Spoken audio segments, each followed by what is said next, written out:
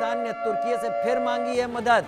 Karachi port पर तुर्की का एक जंगी जहाज पहुंचा है। पाकिस्तान को सैंड ड्रोन मुहैया कराने का दावा किया जा रहा है।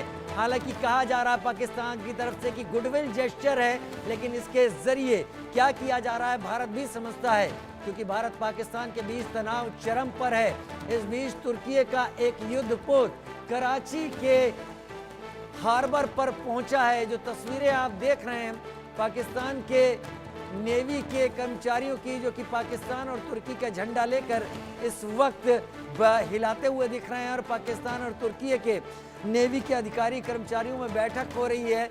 लेकिन तुर्की का जहाज वहां क्या लेकर पहुंचा, उसका क्या संदेश है? तुर्की हमेशा कश्मीर के मामले को उठाने और उकसाने की कोशिश करता रहा है, लिहाजा तुर्की से भारत किसी भी तरह की उम्मीद नहीं पाले बैठा है। लेकिन क्या ये एक जहाज बहुत बड़ा फर्क ले आएगा? कर्नल टीपी त्यागी, क्या तुर्की का इस तरीके का सपोर्ट क्या एक डिफरेंस लाने की कोशिश करेगा? सर, मेरी बात देखिए कि हिंदुस्तान के पास में 2 एयरक्राफ्ट कैरियर हैं, विक्रमादित्य और विक्रांत। पाकिस्तान के पास एक भी नहीं। हिंदुस्तान के पास में 3 न्यूक्लियर सबमरीन्स हैं, पाकिस्तान के पास एक भी नहीं। हिंदुस्तान के पास MIRV टेक्निक है।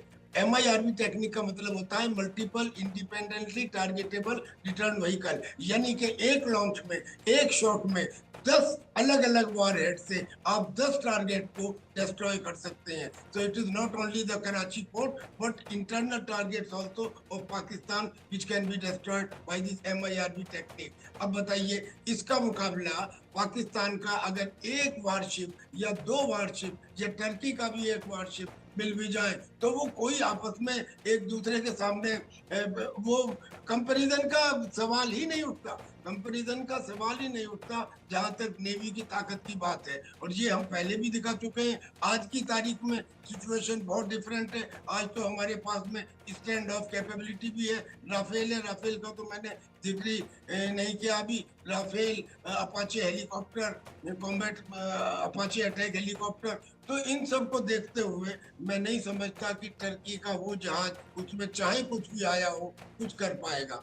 और ये जो एटम की बार बार ये धमकी देते हैं, ये याद रखें कि अगर इनके वो पाव भर के एक टैक्टिकल बम का इन्होंने इस्तेमाल कर भी लिया और मान लीजिए बैटलफील्ड के ऊपर एक बटालियन तबाह भी हो गई, तो ये क्यों नहीं जानते कि हमारा बेशक फर्स्ट नो यूज का प्रिंसिपल है, लेकिन जब हम स्ट्रेटेजिक वार करेंगे और MIRV टेक्निक से करेंगे तो फिर इनके 10 शहर यानी कि फिर इस्लामाबाद और रावलपिंडी का नाम ढूंढते रह जाएंगे।